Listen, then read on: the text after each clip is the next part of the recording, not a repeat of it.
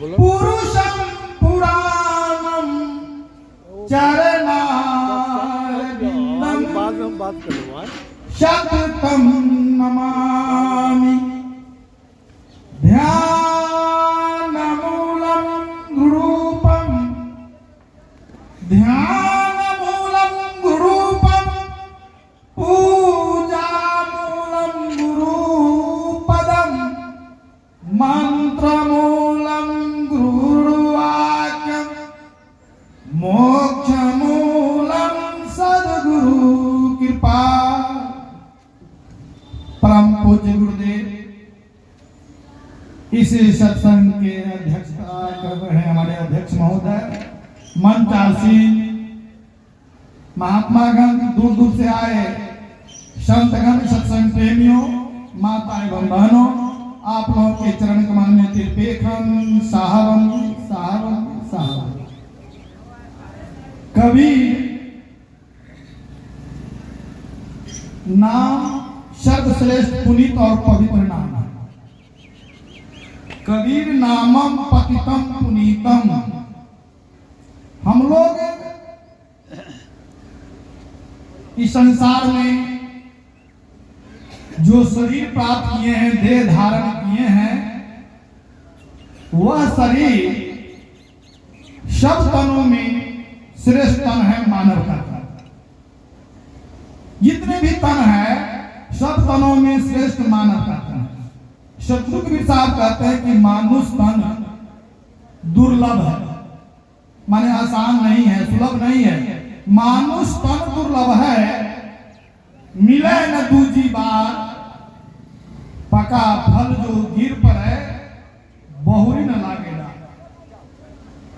यह मानुष तन आसान नहीं है कि फिर बारंबार आपको इस तरह का मौका मिले, यह संभव नहीं है। मानुष तन दुर्लभ है, मिले न दूजी बार, पका फल जो गिर पड़े फिर बहुरी न लागेगा। इसीलिए मानव तन सब तनों में श्रेष्ठ मिला है। उसके बावजूद भी क्या हम लोग जो घर पाए हैं, दे पाए हैं, वो उत्तम नहीं है, अमर घर नहीं है। सदगुरु कबीर साहब कहते हैं कि यह तन, कौन तन? जो सब तनों में श्रेष्ठ मानव का तन पाए हैं, इस तन के बारे में इशारा करते हैं कि यह तन विष की बेलरी। यह तन माने मानव का तन कुत्ता, गधा, गाय, बैल, भैंस, कीट पतंग नहीं। यह जो सब तनों में श्रेष्ठ मानव का तन पाए हैं, यह तन विष की बेलरी, विष से भरा हुआ है। और अमृत कहाँ है? तो गुरु अमृत की खान, इशारा करते हैं कि गुरु हैं सो अमृत खान। उनके चरणाबिंद में जाने पर ही दिव्य ज्ञान की प्राप्ति होगी। बिना गुरु अवनिधि तरह न कोई, बिना गुरु के इस संसार से किन्हीं का निस्तार नहीं हुआ। अगर इस संसार से मुक्ति पाना चाहते हैं तो सबसे पहले गुरु के सानिध्य में जाना होगा। क्यों जाना होगा? तो सदगुरु कबीर साहब ही नहीं, तुलसीदास जी भी लिखे कि गुरु पद नख, गुरु पद नख मणिगण ज्योति सुमिरत दिव्य दृष्टि ही हो। गुरु के पद के नख में अग्रभाग में यह जो आपका अभिमानी मस्तक है, घमंडी मस्तक है, वह रूप का हो, धन का हो, दौलत का हो, विद्या का हो, इस मस्तक को जब तक हम लोग गुरु के पैर में सिकलता है, इसको यहां नहीं सटाएंगे, तब तक कल्याण नहीं होगा, दिव्य ज्ञान की प्राप्ति नहीं होगी। यह गर्मतार है और संतों का चरण, गुरु का चरण ठंडा तार है। जब दोनों का स्पर्श होता है, मिलाते हैं, तब यह प्रकाश मिलता है। वह प्रकाश तब मिलेगा जब तक आप यहाँ स्पर्श नहीं करेंगे तब तक दिव्य ज्ञान की प्राप्ति नहीं होगी। तो यह शरीर जो मानव कर पाए हैं, पतित है, अधम है, विष से भरा हुआ है। तो सदगुरु कबीर साहब कहते हैं कि ये भाई,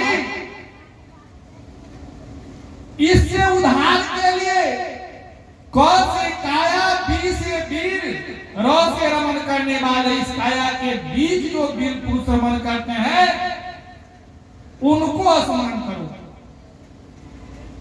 तब कल्याण होगा। गुरु के सानिध्य में जाओगे तब कल्याण होगा, और बिना गुरु के सानिध्य में जाने से कल्याण नहीं होगा। साथ एक साथी में सदगुरु कबीर साहब पूरे कल्याण की बात कहते हैं कि ध्यान मूलम गुरुरूपम। ध्यान, पत्थर के मूर्ति को, देवता पितर भैया भवानी को ध्यान करने से, माटी के मूर्ति को ध्यान करने से कल्याण नहीं होगा। अगर तुम अपना कल्याण चाहते हो तो ध्यान कहां लगाओ? गुरु के। सुरता वहां रखो। ध्यान मूलम गुरुरूपम, मूल मंत्र है, इससे बढ़ के दूसरा कोई मंत्र नहीं है। ध्यान मूलम गुरुरूपम। पूजा किसका करना है? गुरु के पद के, गुरु के वाणी के पूजा उनका करना है, न कि संसार के देवता पितर भूया भवानी की पूजा करना है। साधु के साधु नहीं पहचान पाते हैं। साधु को तो साधु चिन्हना चाहिए ना। साधु को साधु चिन्हे, भूत चिन्हे ओझा, सोम के शैतान चिन्हे, जम चिन्हे बोझा। तो साधु से प्रेम करना है, साधु को पहचानना है। तो कहते हैं कि ध्यान मूलम गुरुरूपम। गुरुदेव आते हैं आपके दरवाजे पर, आए आप पूजा कर रहे हैं। गुरु देव को क्या वस्तु की जरूरत है, इस पर ध्यान नहीं है। आप कहते हैं कि हम ध्यान में हैं, हम पूजा कर रहे हैं, घंटा 2 घंटा 1 घंटा और गुरुदेव बुरा पर है, मूर्ति का पूजा कर रहे हैं, साक्षात में गुरुदेव है, उनका पूछ नहीं, आप पूजा में लगे हुए हैं। सत्यनारायण भगवान का पूजा कर रहे हैं, उस दिन गुरुदेव को भी बुला लिए। आप पूजा पर बैठे हुए हैं, गुरु को चंखकार नहीं हो रहा है, उनका बंदी बार कुछ नहीं हो रहा है।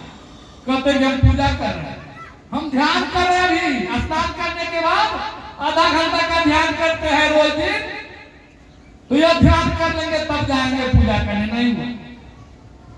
अरे साक्षात जब गुरुदेव आए उनकी पूजा न करना है, उनका ध्यान न करना है कि मूर्ति का, देवता पितर भूया भवानी का। तो कहते हैं कि ध्यान मूलम गुरुपम, पूजा मूलम गुरुपदम। और मंत्र के लिए बहु आते हैं, नाना प्रकार का संसार में मंत्र है, सबका अलग अलग काम है। लेकिन यहाँ मंत्र के बारे में सदगुरु कबीर साहब कहते हैं कि जो गुरुदेव बानी निकाल दिए वे सारे के सारे मंत्र हैं। गुरु कहे सब रोक ले जाइए, और चेला कहे कुल भीतरी समझिए। चेला कहता है कि नहीं नहीं, हम संसार के लोक लाज किया करने लगे रहेंगे तो भाई कल्याण नहीं होगा। अगर कल्याण चाहते हो तो संसार के तेज कराओ, कल्याण तब होगा। अगर कल्याण चाहते हैं तब।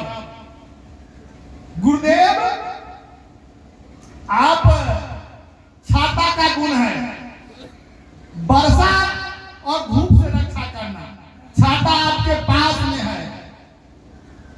लेकिन छाता को जब तक गह के पकड़ के तान के नहीं रखेंगे तो धूप और वर्षा से आपका रक्षा नहीं हो सकता।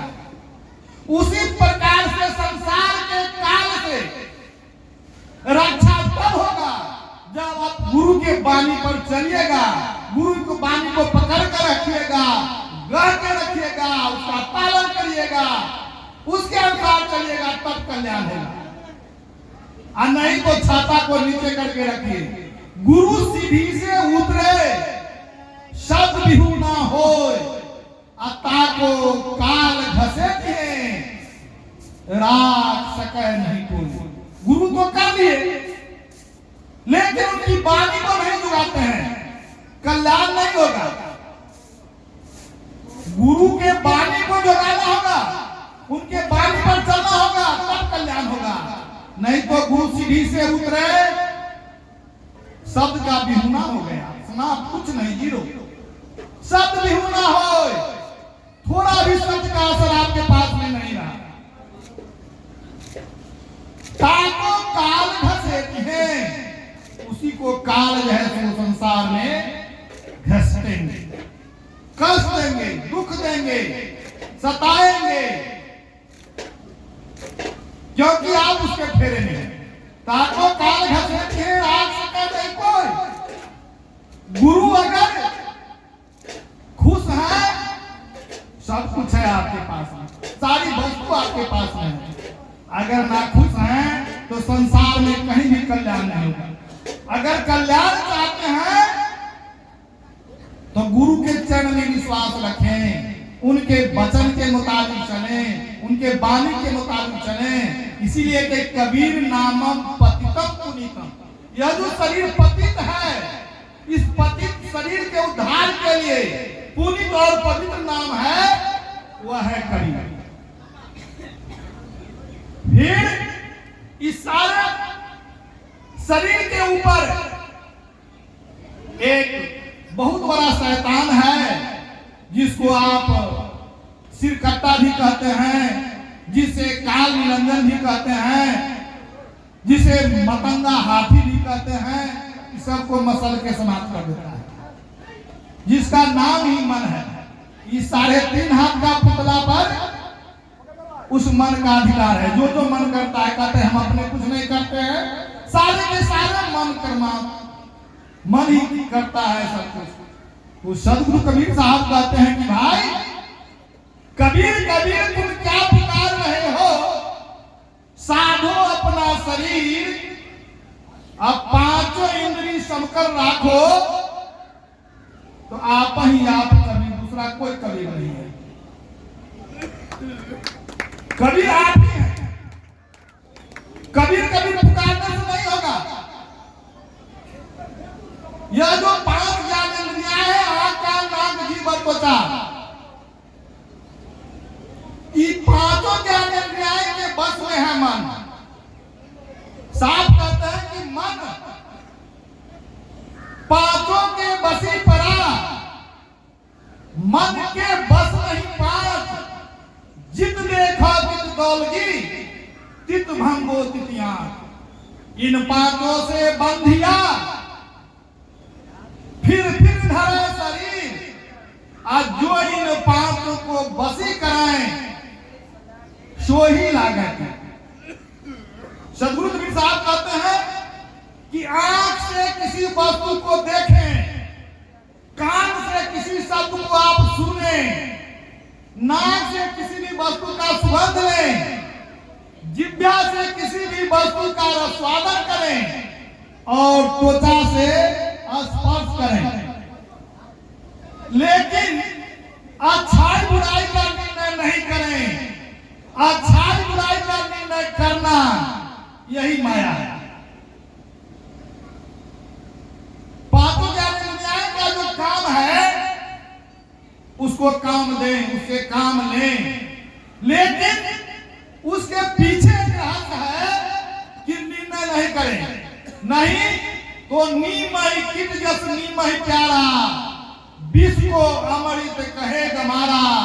नीम के कीड़ा को जिस प्रकार से बहुत अच्छा लगता है उसको, उसी प्रकार से विषपान करने वाले को जिस दिन यह समझदारी हो जाए कि यह खतरनाक वस्तु है, इसे नहीं सेवन करना चाहिए, तब कल्याण है। लेकिन वह नीमा की जस नीमा प्यारा, विष को अमृत कहे गमारा। जो गमार है, मूर्ख है, विष को अमृत कह रहा, कल्याण नहीं होगा। तो कहते हैं कि आंख से देखें, देखिए, और सद्गुरु के स्वरूप को देखें हमेशा। किसी दूसरे प्रकार का विकार इसमें नहीं उत्पन्न होने दें। अच्छाई बुराई का निर्णय नहीं करें। जैसे ही बुरा चीज को भी अगर अच्छा कहते हैं, तो उसके प्रति और उस आकर्षण के बल पर उस वस्तु को प्राप्त करने के लिए आप दिन रात बेचैन रहेंगे। आठों पहर, एक दो पहर नहीं, आप किसी वस्तु के लिए देखती है एक घड़ी के लिए, जिह्वा में स्वादन करती है एक घड़ी के लिए, नाक से सुगंध लेते हैं एक घड़ी के लिए, त्वचा से स्पर्श करते हैं एक घड़ी के लिए, लेकिन कहते हैं कि यह वस्तु बहुत अच्छा है, तो अच्छा के प्रति बार बार आपका आकर्षण होगा उस वस्तु के प्रति, और उस वस्तु को प्राप्त करने के लिए चोरी, डकैती, बेईमानी, शैतानी, व्यभिचारी, नाना प्रकार का कुकर्म करना होगा। और जब तक वह प्राप्त नहीं होगा, रात दिन आठों पहर में चैन नहीं होगा। एक बार भगवान शंकर को मोह हुआ था कि मेरे जैसा जोगी, जपी, तपी, सन्यासी इस संसार में कोई नहीं है, लेकिन मैं कितना पानी में हूं इसकी कोई परीक्षा, कोई सर्टिफिकेट देंगे तब ना, प्रमाण पत्र देंगे तब ना। तो शंकर भगवान जाते हैं राधा के यहाँ, राधा से कहते हैं शंकर भगवान कि भिक्षा देवी प्रभु की माया, मैं जोगी अनुरागी, माया सारी सुख बहुत तेरो, तेज भयो बैरागी। इंद्री का रस मोह को नहीं है, यह जो ज्ञान इंद्री का रस जो है, भोग जो है, इंद्री का रस मोह को नहीं है, तेज दियो व्यवहारा, भूखन बसन सदा विखंडे, तेज दियो संसार। इतना तेज कर मैं आपके पास में आया हूँ, मुझे कुछ भिक्षा था। राधा कहती है, अरे क्या जोगी तू मिथ्या भाग हो, देखो ज्ञान विचारी। अरे माया क्या है? काया। अरे माया रूप काया को देखो, जाने मन अधिकारी, तब ज्ञान नहीं पाए जोगी, नाहक माथ उड़ाए। 40 लेके अंत बना है, 40 लेके पिंडा, अंत पिंड की सुधी नहीं तो क्या की वो सत्संगा। क्या लियो है या तुम्मा झोली, क्या लियो है कुंडा, क्या भय गिरभर के वास्ते, जो मन हुआ न संता। जब तक मन आपका संत नहीं हुआ तो क्या इस सब लेने से कुछ नहीं होगा। जो मन हुआ न संता, मन ही कर्म भर उपजावे, मन भर में 84। सारा नाना प्रकार का कर्म भर किसका चक्कर है? मन का। मन ही कर्म भर उपजावे, मन भर में 84। अब मन ही राजा रंग हो है, तुरंत राजा भी हो जाता है, तुरंत भिखारी भी हो जाता है।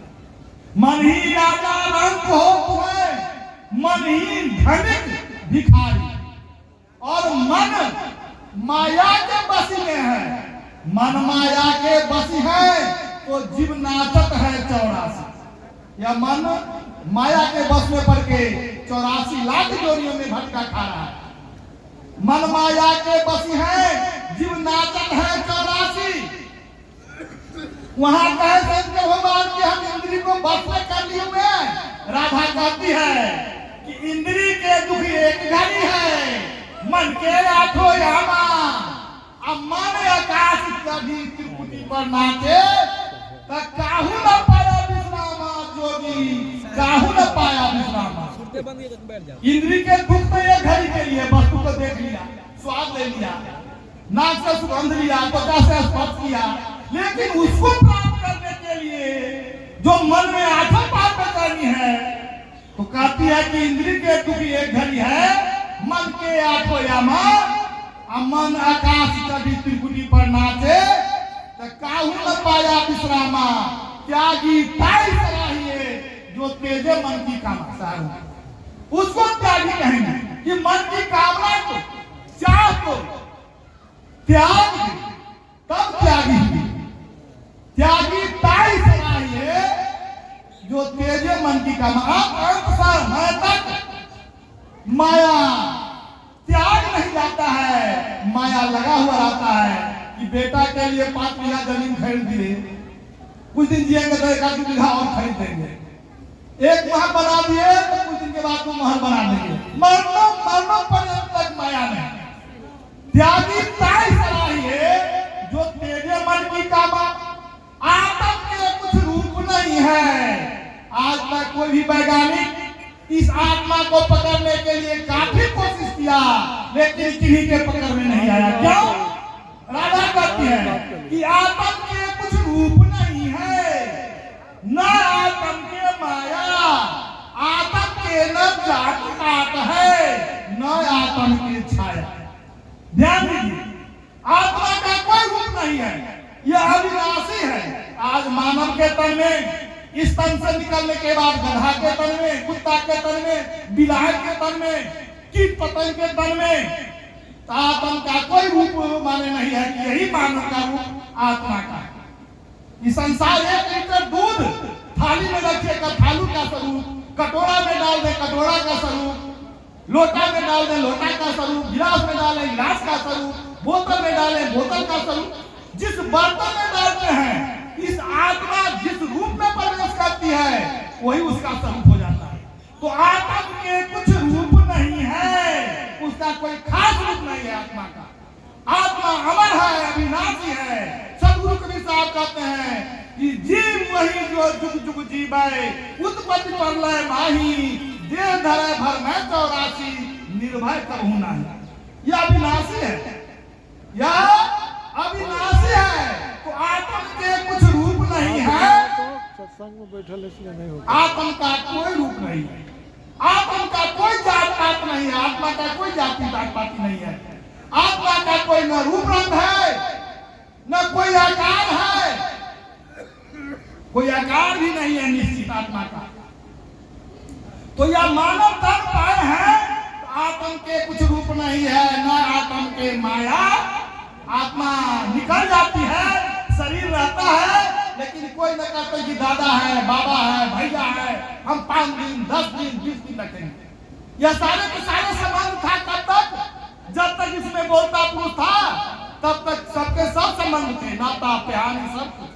लेकिन बोलता पुरुष निकल गए, सारे के सारे माया समाप्त।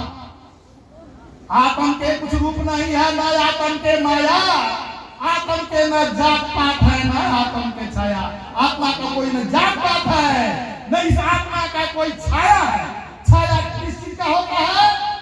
यह स्वरूप का, देह का छाया। देखे आत्मा का छाया, देखे निकलते हुए जाते हुए सारे के सारे परिवर्तन घेरे रहते हैं, आत्मा निकल जाती है। कोई रूप रहता है देखते ना, छाया भी तो देखते हैं, कहीं नहीं देख पाते हैं। आत्मा का कोई छाया भी नहीं है। छाया किसका होता है? देह का। तो यह मानव तन जो है, साहब हमारा समय हो गया तो बोल देती साहब।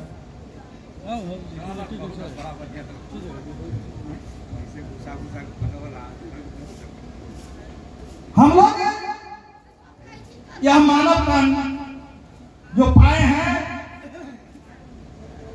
रजनीश जी एक साखी लिखे और एक साखी पर उन्होंने बहुत मोटी पुस्तक लिखे थे। वो साखी है क्या? हम लोग दिन रात पढ़ते हैं कि बूंद पड़ा समुद्र में, जानत है सब कोई, समुद्र समाना बूंद में, जानत बिरला कोई। बूंद जो समुद्र में गिरता है, समाहित हो जाता है, मिल जाता है, जो बिलगे से बिलगाए नहीं अलग नहीं कर सकते हैं। सब लोग जान गए आसानी से कि बूंद समुद्र में मिल गए। लेकिन दूसरा बात है कि समुद्र समाना बूंद में। देखिए कि इतना बड़ा समुद्र कौन सी में समाहित हो गया? बूंद में। जरा विचार करेंगे, देखेंगे, समझेंगे, विचारणीय वस्तु है। आप बौद्ध के बीज को लेंगे, बहुत सरसों की बराबर आता है ना, जब उसको मिट्टी में डालते हैं, हवा पानी रोशनी मिला, अंकुरण हो गया। अंकुरने के बाद बहुत बड़ा पौधा होता है, बहुत दूर में आच्छादित हो जाता है। उस छोटा सा बीज में कितना बड़ा पौधा छिपा हुआ है कि नहीं छिपा हुआ है? जरा विचार करके देखें। माता पिता के संयोग से, बूंद से यह 3.5 हाथ का पुतला का निर्माण हुआ। पानी की तरफ बहा देते हैं, उस पर कभी नहीं होते हैं, लेकिन एक बूंद से यह शरीर का निर्माण हो जाता है। इसके विनष्ट जाने के बाद जीवन भर उदास रहते हैं, जीवन भर उदास रहते हैं। एक बूंद 3.5 हाथ के, यह एक बूंद से 3.5 हाथ का पुतला का निर्माण है। जरा विचार करके देखें, आपके शरीर में छोटा सा आंख में बुइया है, उस बुइया को आप जरा विचार करें कि मसूरी और सरसों के बराबर है। यह संसार कितना बड़ा है, उसके एक छोटा सा बुइया में इतना बड़ा दृश्य को समाहित किए हुए हैं कि नहीं? छोटा सा बुइया में, बुइया में यह पूरे संसार के समुद्र को इसमें समाहित किए हुए हैं। जरा विचार करके देखिए, फिर जरा विचार करके देखें कि सभी लोगों जैसा खाएंगे अन्न वैसा होगा मन, जैसा पिएंगे पानी उसी तरह का होगा पानी। आप जरा विचार करें कि चोरी डकैती बेईमानी शैतानी बेविचारी हत्या करके धन इकट्ठा करके और उसे भोजन करेंगे, उससे जो बीज तैयार होगा, उससे ब्लड जो तैयार होगा, उससे क्या साधु का जन्म होगा, साधु प्रकट लेंगे। जरा विचार करके देखें, क्या वह 60, 70, 80, 90, 100 साल पार करेगा? जरा विचार करके देखें, वह सारे के सारे आग का प्रभाव है, सारे के सारे लगन का प्रभाव है कि किस लगन में वह माता पिता का संयोग होता है, जिसके कारण वह संत प्रकट होते हैं, साधु प्रवृत्ति के लोग प्रकट होते हैं। गुस्सा में है, क्रोध में है, व्यभिचारी में है, वो ऐसा है। क्या होगा? आप देखेंगे कि चोर डकैत बेईमान शैतान का जो संतान पैदा होता है, फिर उसमें वही गुण होता है। तो जरा विचार करें, सदगुरु कबीर साहब कहते हैं कि दूध फाटी गिरत दूध मिले, दूध है ना, दूध फाटी गिरत कहाँ गयो, कासा फूटी नार, अतन छुटे मन कहाँ गयो, जानत बिरला साथ। दूध और घृत जो है ना, दूधे में से घृत निकालते हैं, लेकिन दूध जब फट जाता है घी का नाश हो जाता है। हमारी माँ बहन परेशान हो जाती है, लेकिन घी को नहीं निकाल पाती है फट जाने के बाद। तो सदगुरु कबीर साहब की वाणी है कि दूध फाट घृत कहाँ गयो, दूध फट जाने के बाद उसमें जो घृत था कहाँ चला गया, जो हमारी माँ बहन घी नहीं निकाल पाती है। तो दूध फाट घृत कहाँ गयो, कासा पीना, हम लोग जो यह सब कुछ बोलते हैं वह कहाँ चला गया? बीबीसी लंदन से समाचार हो रहा है, दिल्ली से समाचार हो रहा है, यहाँ सुन रहे हैं, कहीं है तब ना उसको फिर खींच कर ले आते हैं ट्रांजिस्टर से। तो नाद मीडिया का वो सुन में कैद हो जाता है, जिसको हम लोग खींच कर लाते हैं। नाद मीडिया का तब छूटे मन कह गयो, तब छूटने के बाद जो मन कह रहा था कि बेटा बेटी को इस तरह से शादी करेंगे, जमीन जथा खरीदेंगे, पढ़ाएंगे लिखाएंगे, मकान बनाएंगे, सारे के सारे काम पड़े रह गए और मन चल बसा, सारा काम पड़ा रह गया, चल दिया। मन कहाँ चला गया? जरा विचार करके देखे, काम को पूरा करके जाना चाहिए ना। तो दूध फाट घृत दूध मिले, नाद मिली आकाश, दोनों का दूध और घृत का असली साठगांठ और मिलन हो जाता है।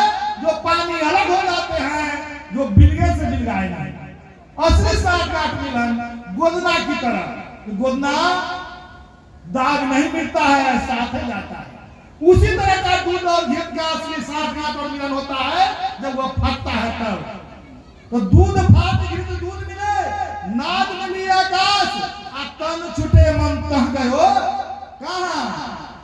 जहां धरे प्रयास। आज डॉक्टर साहब को आप वचन दिए, यहाँ भंडारा में आएंगे, घर से परिश्रम किए और मन में भी सोचे कि वहां जाना है, तो जिनकी मन और वाणी और कर्म में एकरूपता होता है वो वहां जाकर जरूर बात करता है। लेकिन जिनके मन में वाणी में कर्म में एकरूपता नहीं होता है, जिनकी वाणी में जाके जिव्या बंधन नहीं, हृदय नहीं है शांत, ताकि संग मत लागिए घाले बटिया। जिनकी वाणी में कर्म में एकरूपता नहीं हो, दूर भागिए। और जिनकी वाणी जैसा कहे करत तैसा हो, हम ही सब जैसा, वही एक नंबर संतों का पहचान है कि जिनकी वाणी और कर्म में एकरूपता हो, मान लें। और जिनकी वाणी और कर्म में एकरूपता नहीं हो, दूर हटे। तो साफ कहते हैं कि जहां आशा तहां पासा होई, मन क्रम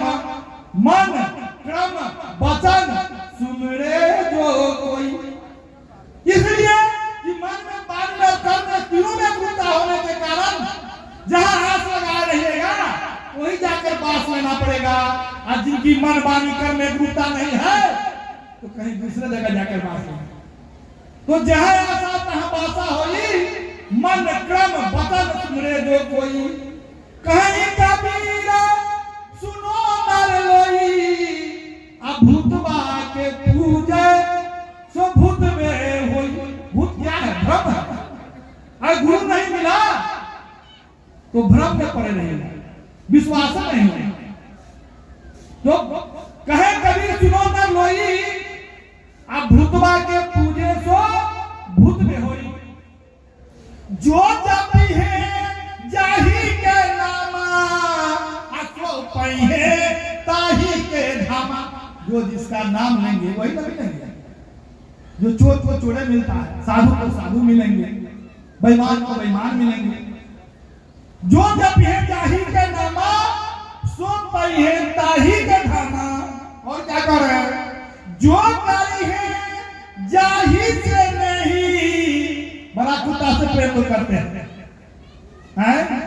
माता पिता को दूध भात नहीं खिलाएंगे, बिस्कुट नहीं खिलाएंगे, अब उसको सब पुला लाकर स्वाद कराएंगे, दूध भात खिलाएंगे कि नहीं? अरे जब पूजना तो माता पिता को करना है पूजा, अब पूज रहे हैं उसको, सेवा कर रहे हैं उसको, हैं? तो जो जब है जाही के नामा, सो पई है ताही के धामा। आ जो करी है जाही से नहीं, ओ पई है ताही के दे। बड़ा बकरी से नहीं करवाई, बड़ा कुत्ता के बच्चा से नहीं करवाई, तू है दे पा ताही ये पहिए दे। जो जब है 84 के नामा, ओ पहिए 84 धामा। आ जो करी है अमृत से नहीं, आ वो पहिए अमर की देही। जो न करी सरे न गले न फटे, जो हमारे सदगुरुदेव जो के तो रख चले। जो जब है जाही के नामा, सो पहिए ताही के धामा। जो करिए जाही से नहीं, सो पहिए ताही के देही। जो जप है अमृत के नामा, ओ पहिए अमरपुर धामा। जो करिए ये चाम से नहीं, ओ पहिए चाम की देही। जिससे नेह कीजिएगा वही न पाइए। यह सब आकाश है। तो आपका बहुत समय हमने लिए, बहुत सारे हमारे संत महाप्रभु आए हुए हैं कुछ अपनी अपनी वाणी से सेवा करने के लिए। मैं इतना ही कहकर अपने वाणी को विराम देता हूँ। साहेब बंदी साहेब बंदी साहेब।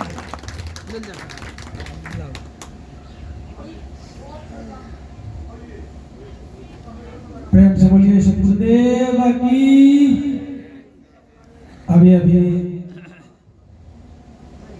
विचारों की कड़ी में मुसाफिर साहब जो बसवा मुजफ्फरपुर से चल के आए थे, उन्हीं के द्वारा 7 शब्द हम लोग ग्रहण कर रहे थे।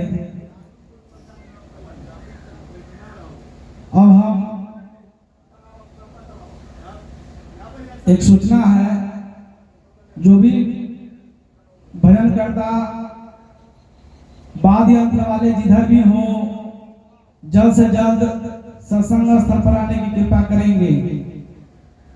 जो भी